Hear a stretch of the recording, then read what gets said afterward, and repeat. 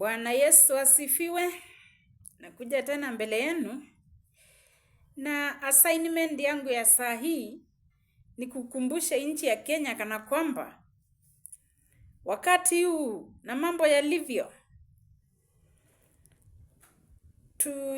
tuyakombee na wakati wa Nuhu. Let us compare the situation we are seeing in Kenya now with the situation that was in the times of Noah. Times of Noah. That servant of God Noah, whom by that time everyone thought that he had gone crazy. Huyo mtumishi wa Mungu Noah ni kama tu wakati huu. Na unajua, nimesema hapo nyuma kidogo kuna wakati nitaeleza mimi ni nani. I know most of you know me. Najua tu ukiona tu unanifollow hapa kulingana na ile wakati nilianza kupeana ujumbe mimi ni nani. Niko na uhakika most of us know me. Na kwa wale hawajanielewa na kwa wale hawajanijua, bado nitakuja kujieleza tu lakini sio kwa this message. Hii message ni kucompare this time with that time of Noah. Unajua wakati mtu amepewa assignment na Mungu hata ajali vile utaonekana, hiyo sio sasa jambo liko kwake. It all depends now how you will take the assignment.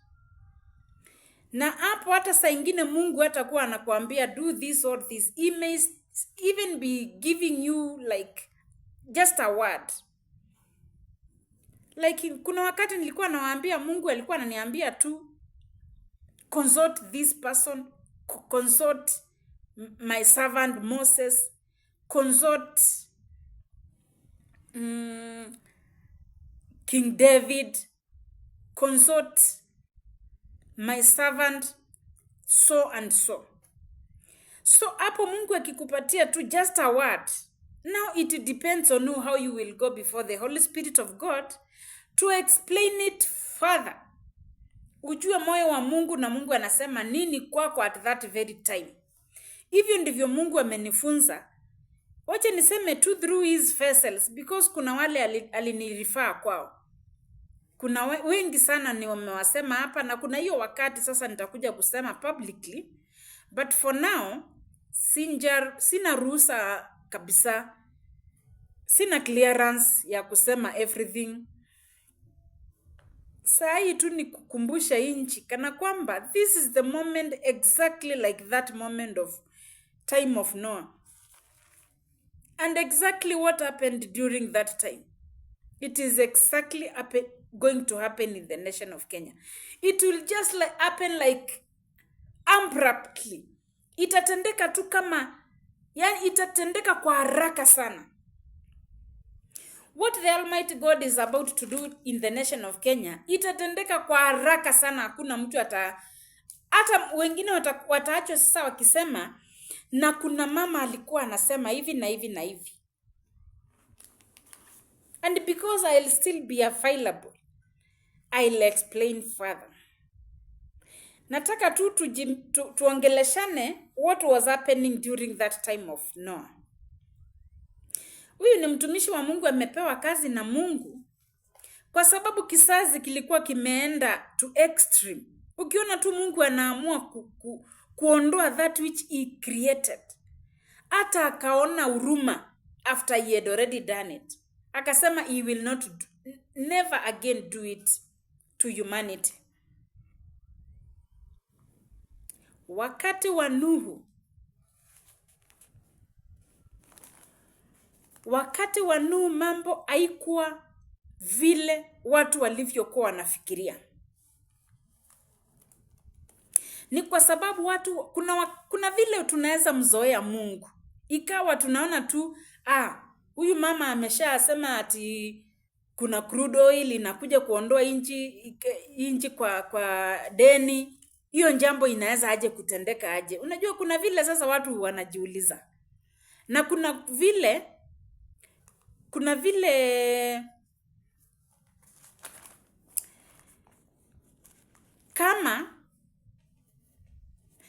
mtu anja consult the Holy Spirit of God, itakuwa ngumu sana.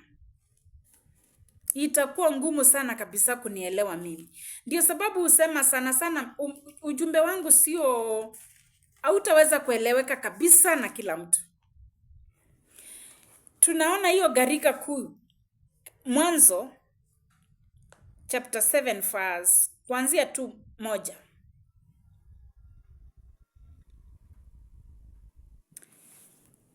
Inaanza hiyo kitabu ya Mwanzo, the book of Exodus chapter 6, ndio tunaona uovu uliokuwa katika nchi.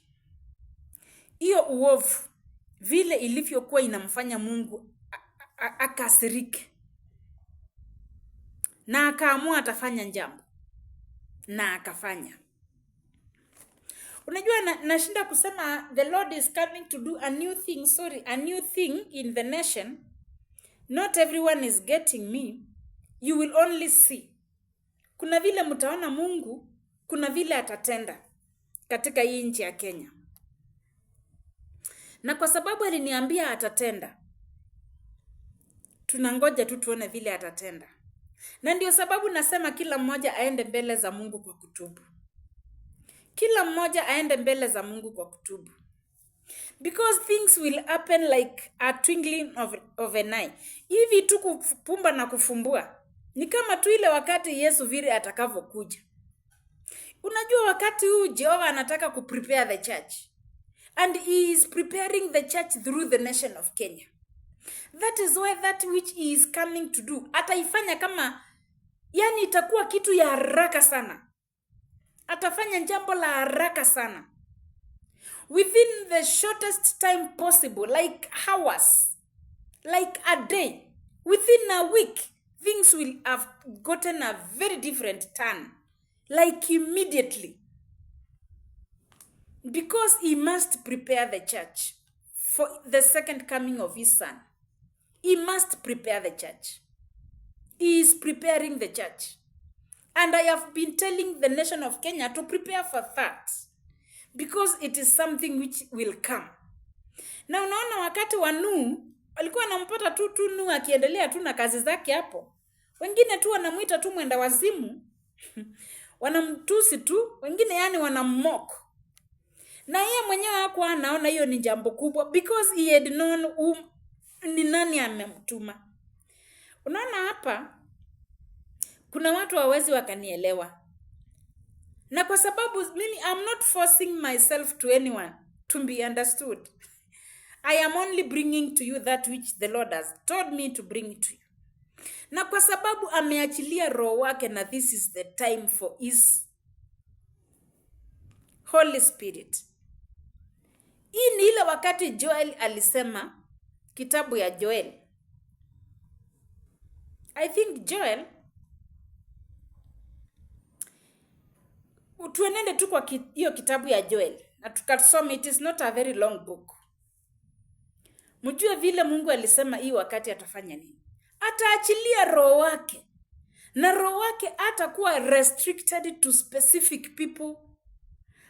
Ataachiliwa tu na Mungu to his vessels. And some vessels will look like, they will look like very abnormal. They will look like they don't even deserve to carry any God's assignment. That is the mystery of the whole thing. Na ndio sababu naambia nchi ya Kenya, just be prepared. Just get prepared for what the Lord will do to this nation. Because he said he will do it, and this is the year 2025. It is the year the Lord is doing a new thing in the nation of Kenya. For the preparation and for the start of his work to prepare. It is the start. The year 2025 is the start of his work to prepare for the second coming of Jesus, Son of the living God, his son. And because some of us know it, not everyone will understand us. But ni kama hiyo tu wakati wa Nuhu. At least we have somewhere to refer ourselves to. Wakati wa Nuhu walipatikana tuna mvua hivyo hivyo. Walikuwa tu wanaona tu Nuhu ni vituko zake tu anafanya, wanaona tu huyu mtu miaka hii mingi hivi. Naona hii ujumbe ya crude oil nimeipeana since 2020, the year 2022. Na ni ujumbe ninajua inafaa kuwa imefikia watu wengi sana, lakini because wanaichukulia tu like a thing, hii ni jambo tu ya kupita. Huyu ni mama tu alikuwa na stress zake na akaamua kutoa ma stress yake kwa public.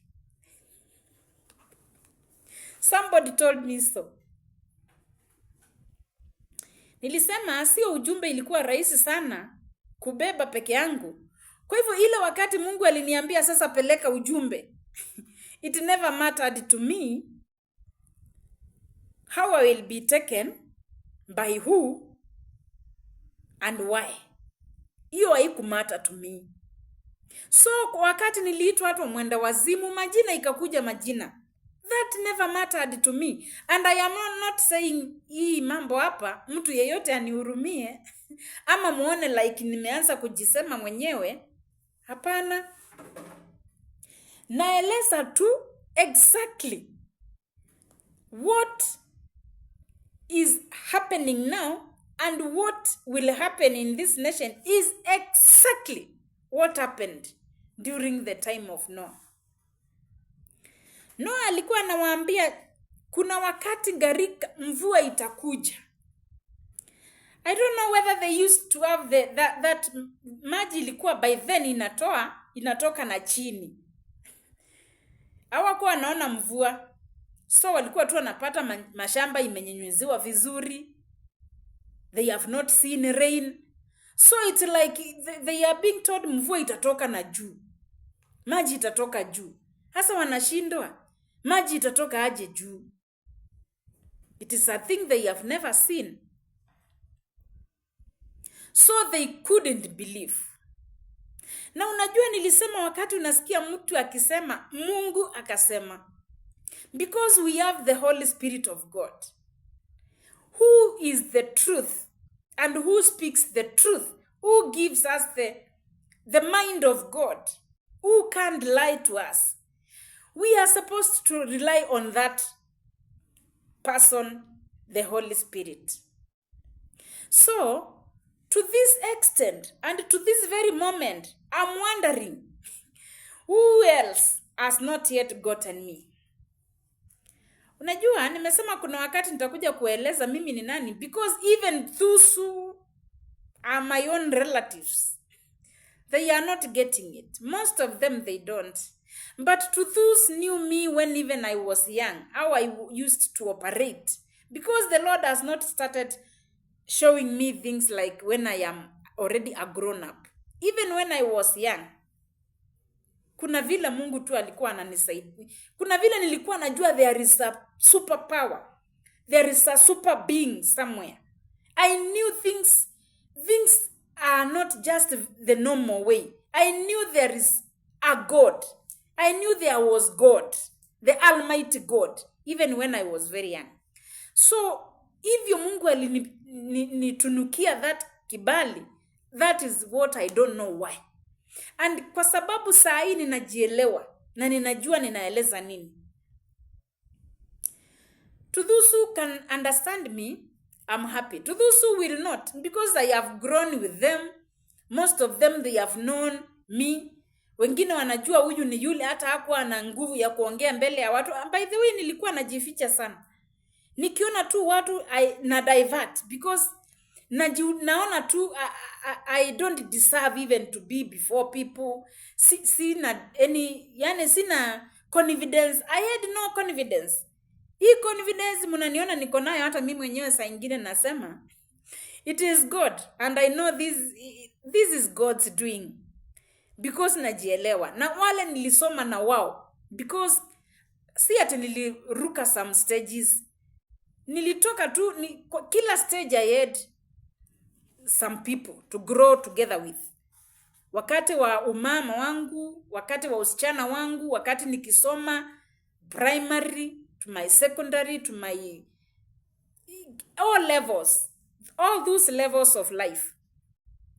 Kuna wale pia walikuwa wananiona. So it is too hard, sometimes hard to them. But because you cannot disclose yourself.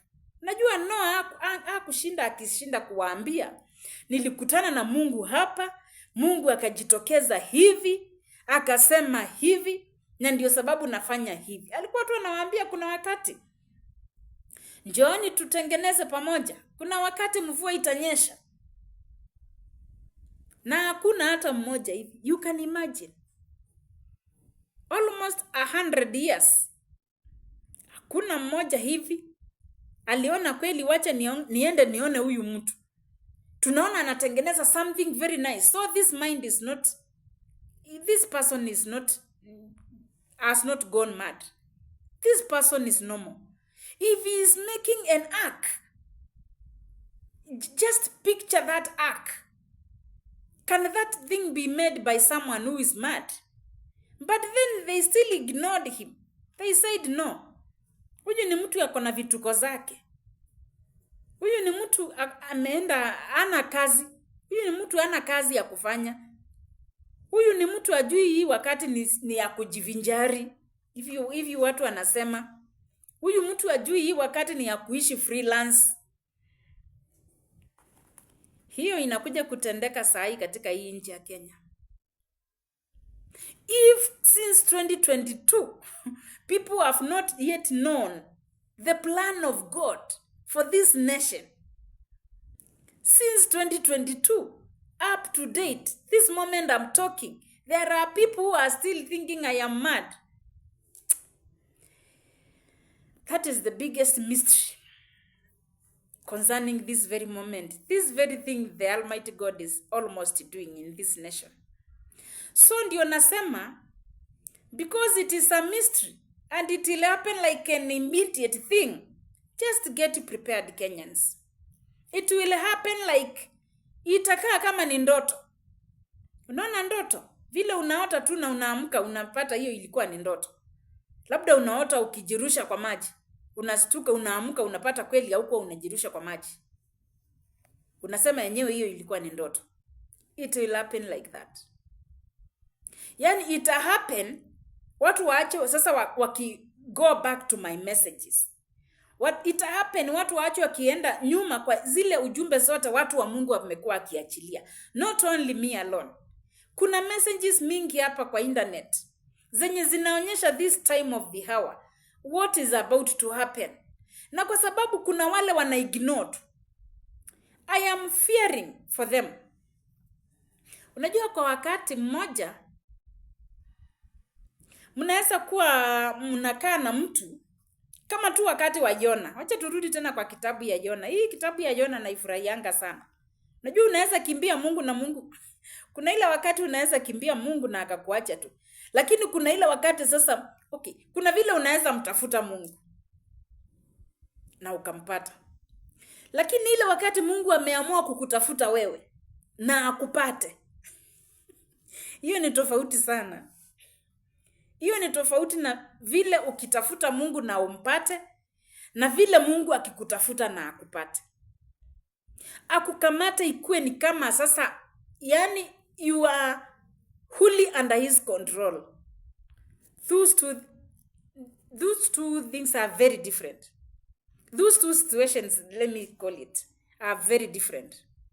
Kwa sababu wakati Mungu ameamua kuna jambo utafanya, na kuna vile utakuwa umeendanisha naye kiasi ya kwamba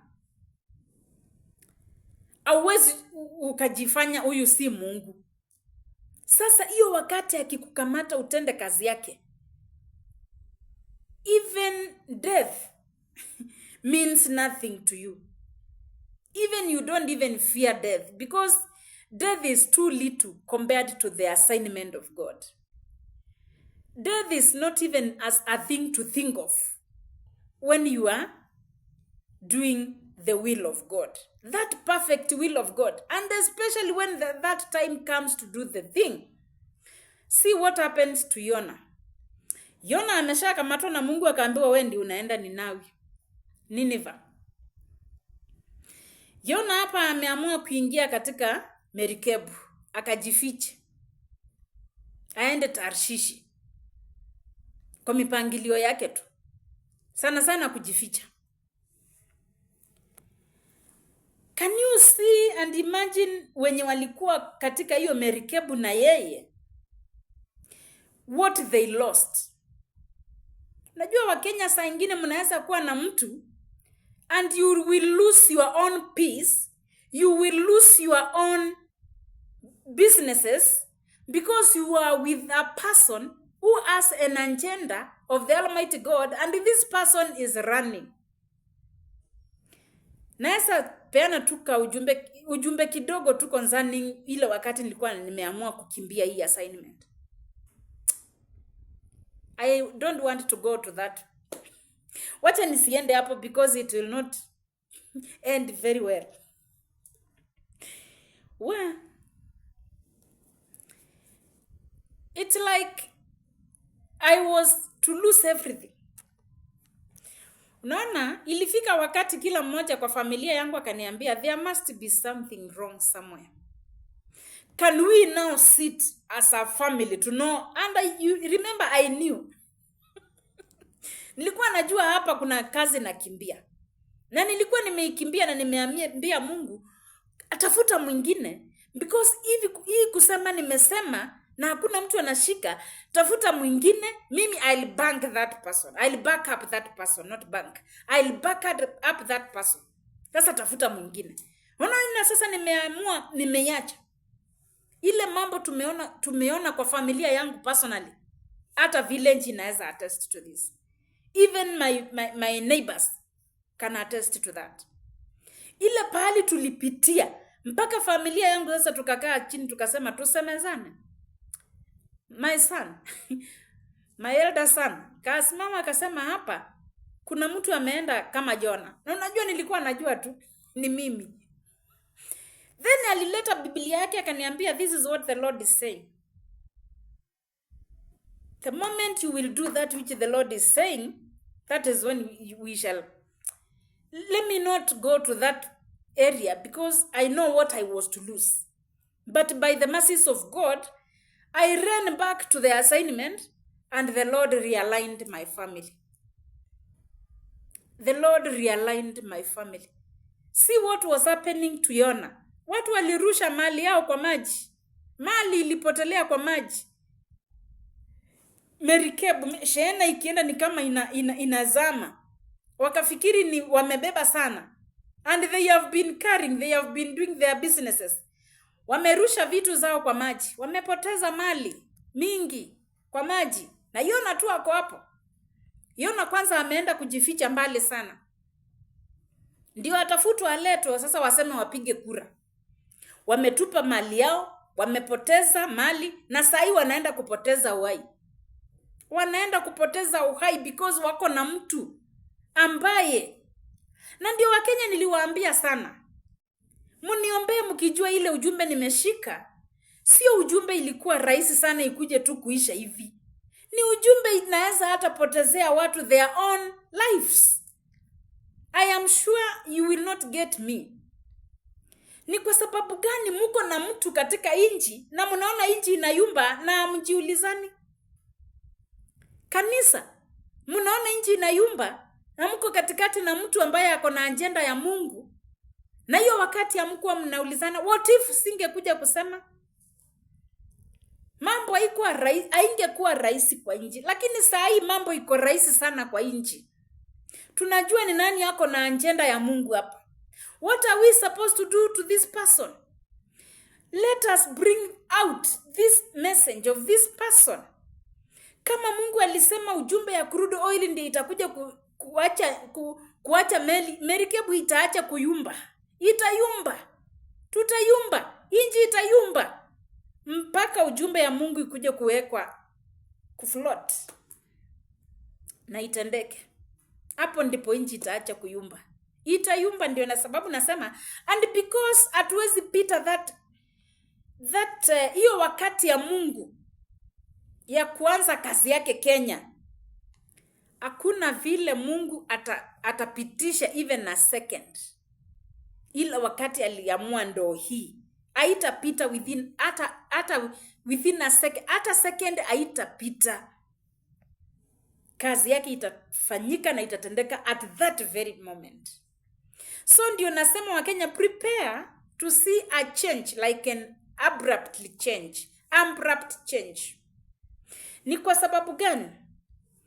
Huko wamepiga kura, wamejua Yona ndiye ako na shida, na wamekamata Yona, wamemrusha kwa maji. Naye Mungu kwa sababu ajenda yake ya kuokoa Nineva hainjaisha, ora anjasema kwa sababu Yona amekimbia, hiyo imeisha, ametayarisha samaki imempeleka, ujumbe imefika Nineva na Nineva imetubu, merikebu imeseto, watu wameenda zao makwao, lakini wamepoteza mali. Ile mambo Kenya imesimama, na hii ujumbe yangu imesimamisha mambo ya nchi. Mtakuja kujua nilikuwa nasema nini wakati sasa mtaenda back to what you could have been and where you could have been at this very time. Saa hii tu ni kueleza ujumbe wa Yona na ujumbe wa Noah na ujumbe wa Kenya ilivyo saa hii. Kenya ilivyo saa hii. Tumesoma kitabu ya Mwanzo kuanzia 6 mpaka I think 8.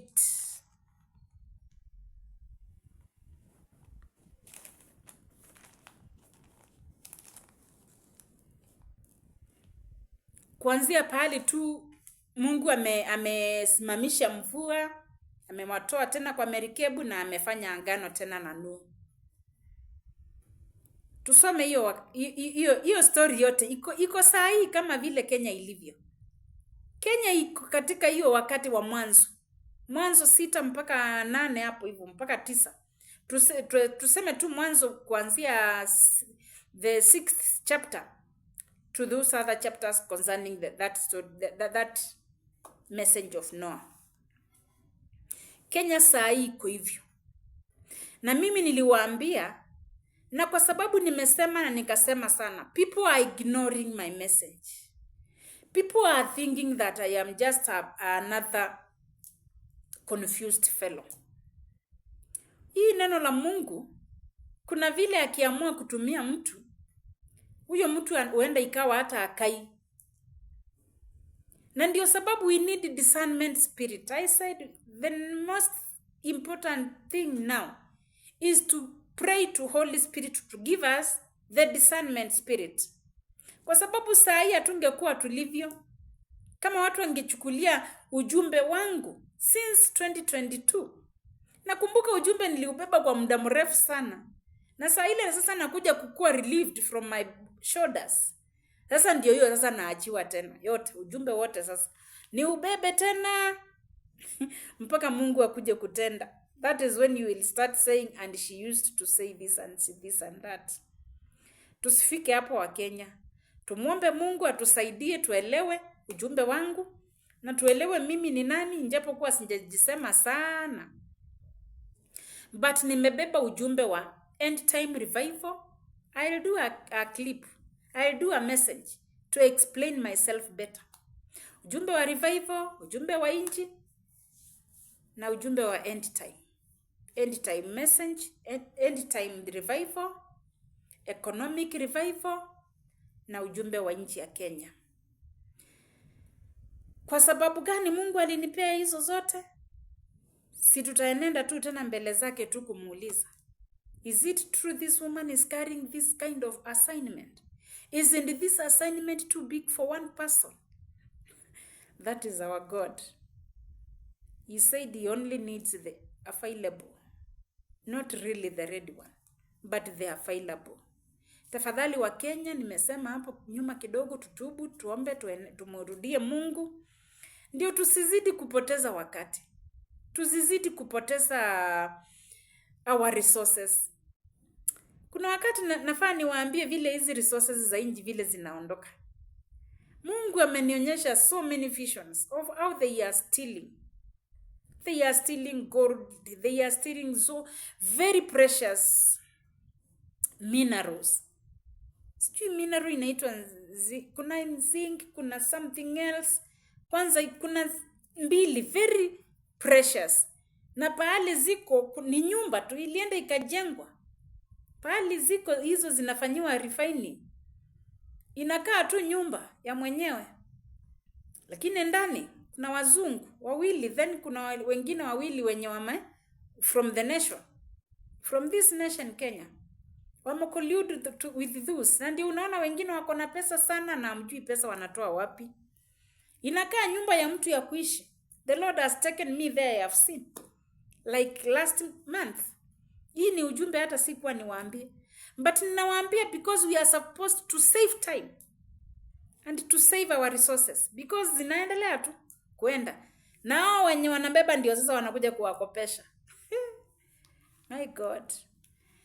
But because the Lord is doing a new thing in the nation of Kenya, let us be happy with that. Because haitapita wakati wake. Nimesema hii wakati ni kama hiyo ya Nuhu. Tujitayarishe kuona makuu ya Jehova. Kwa wale tunahitaji kutubu na kuenenda mbele za Mungu, tuingie katika hii merikebu. Hii wakati ni kama tiyo ya Yona, lakini at least kwa hii kuna neema. Kuna neema. We have the Holy Spirit of God. What are we supposed to do? Pray for the nation. Get yourself ready to see the Almighty's miracles. He said this is his time to showcase his works openly. Tangible works in the nation of Kenya. Thank you and God bless you.